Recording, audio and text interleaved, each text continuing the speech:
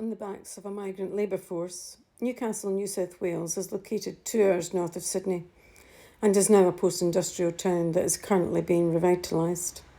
Known previously as Steel City, Newcastle is built on and around the shoreline, which is largely unspoiled and a host to world-class surfing events. In a word, it's a beach town. I have lived here for 30 years now, but I still don't know which way the wind blows, and that, my friends, determines whether you're a local or not.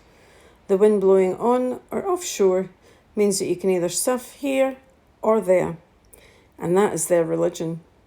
A far cry from my urban working class roots in the city centre of Glasgow. I am a third-generation Irish migrant on my mother's side of the family, whereas my dad's family came to Scotland from Ireland as economic migrants in the 1840s.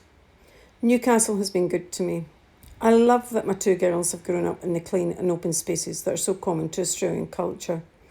I'm grateful for the higher education that I was able to access here, and I've gathered some lovely friends along the way. But my interior being belongs elsewhere.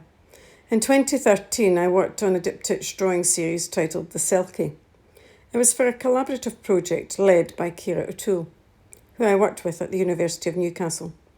The works were made for the gathering celebrations in Ireland. Our project was titled Greetings from the Irish in Australia. The two drawings were supported by an abstract verse.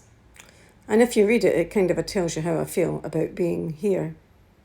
I tell my story through my work. I'm also the voice of the women in my family, many of who were socially, ethnically and economically marginalised.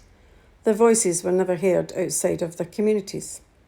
However, I recontextualise their stories through my work in some of the lectures and artist talks that I give when appropriate. Migrancy and women's stories, I believe, are so interesting given the current climate. But I do believe that everybody's story matters.